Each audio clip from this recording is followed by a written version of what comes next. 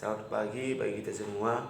Terima kasih kepada moderator telah mengizinkan saya untuk memaparkan materi pada acara webinar dengan topik penulisan karya ilmiah ini. Sebelum saya melanjutkan kepada pembahasan topik, izinkan saya terlebih dahulu untuk memperkenalkan diri saya. Nama saya Saragito Barasa dari Ilmu Keolahragaan kelas C 2017.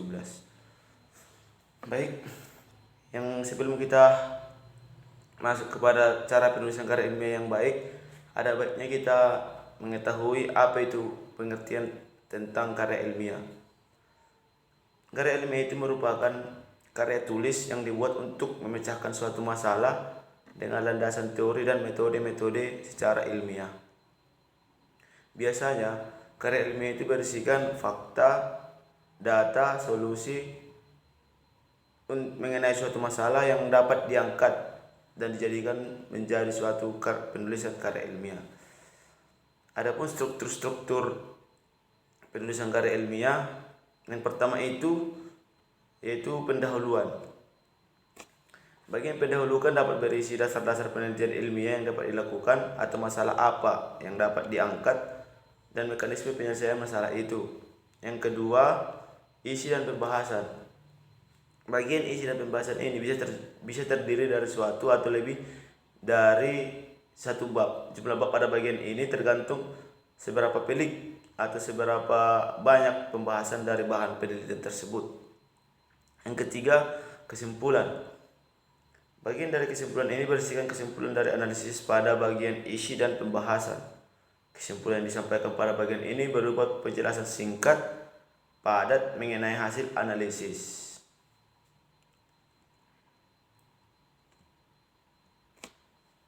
Yang kedua, ciri-ciri karya tulis ilmiah.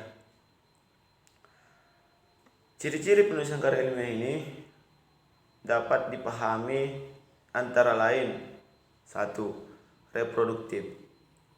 Reproduktif berarti karya ilmiah yang ditulis oleh peneliti atau penulis yang harus diterima atau dimaknai oleh pembaca sesuai dengan makna yang ingin disampaikan.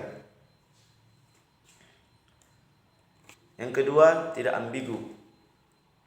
Ciri ini ada kaitannya dengan reproduktif. Semua karya ilmiah harus memberikan pemahaman secara detail dan tidak dikemas dengan bahasa yang tidak membingungkan. Baik, kita lanjut. Yang ketiga, tidak emotif. Artinya karya ilmiah ditulis tidak melibatkan aspek perasaan dari penulisnya, sebab karya ilmiah harus memaparkan fakta atau masalah yang benar-benar ada dalam analisis penelitian tersebut, bukan dari perasaan subjektif atau penulisnya. Yang keempat, menggunakan bahasa baku.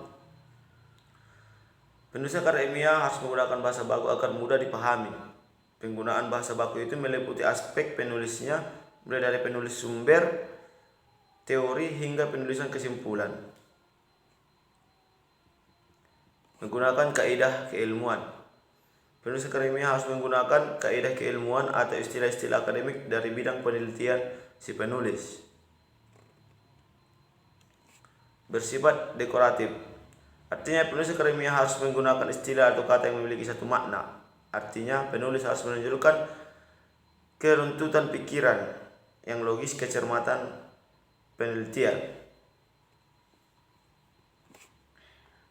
Terdapat kohesi. Artinya karya ilmiah harus memiliki kesinambungan antar bagian dari babnya, bersifat straightforward. Yang kedelapan, bersifat objektif. Karya ilmiah harus bersifat objektif. Hal ini sangat penting karena karya ilmiah tidak dapat berdasarkan perasaan penulisnya. Baik, mungkin